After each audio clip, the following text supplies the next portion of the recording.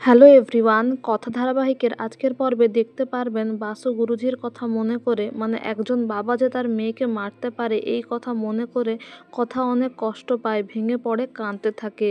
কথা এভির মধ্যে একটা স্ট্রং বন্ডিং আপনারা দেখতে পারবেন, কারণ এভি কথাকে অনেক বোঝানোর চেষ্টা করে, শান্ত করার চেষ্টা করে, আর কথাকে বলে যে তুই আমাকে কথা দে, ওই বাজে লোকটার কথা মনে করে তুই আর কষ্ট পাবি না, তুই হাস, তখন থেকে শুধু কেঁদেই যাচ্ছিস। তবে হ্যাঁ, আমি তোকে প্রমিস করছি আমি সবসময় তোর পাশে থাকবো, তোর সাথে থাকবো। কথা বলে এই গুহবাড়িতে আমাকে ভালোবাসার অনেকে রয়েছে, কর্তা দাদু, কর্তা দিদা, মা, বাড়ির অনেকে, কিন্তু আপনি আমার সবচেয়ে আপনজন পাচক মশাই। এই বলে কথা এভির একটা ভালো মোমেন্টস আপনারা দেখতে পাবেন। পরের দিন কায়দা কানুন এভির ঘরে আসে আর এভিকে বলে এই গাছের কেসটাকে লাইটলি না নিতে। এভি বলে আমি এর শেষ দেখে ছাড়বো, কিন্তু কথা বলে আগে নার্সারিতে যেতে হবে, ওখানে কিছু পেলেও পাওয়া যেতে পারে। যদিও সেখানে গিয়ে নার্সারিটা খালি দেখে কথা বলে আমি প্রথমেই ভাবছিলাম যে এটা পুরোটাই একটা চোখ দেখানো, লোক দেখানো। তারপরে তারা বাইরের টি স্টলে জিজ্ঞাসা করে জানতে পারে যে ওখানে মল্লিক ভাইদের দুই ভাইয়ের ব্যবসা ছিল, নার্সারির ভালো প্রফিটও হতো, কিন্তু তারা সপ্তাহ আগে একজন মহিলাকে নার্সারিটা বিক্রি করে চলে গিয়েছে।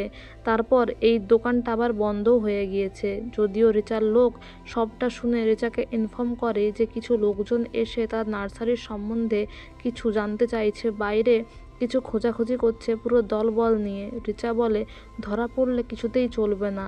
তারপর রিচা বলে জনাব তো কলকাতায় আসবে বলেছিল, তাই জনাবকে কল করে আর বলে কথা এভির পুরো বিষয়টা।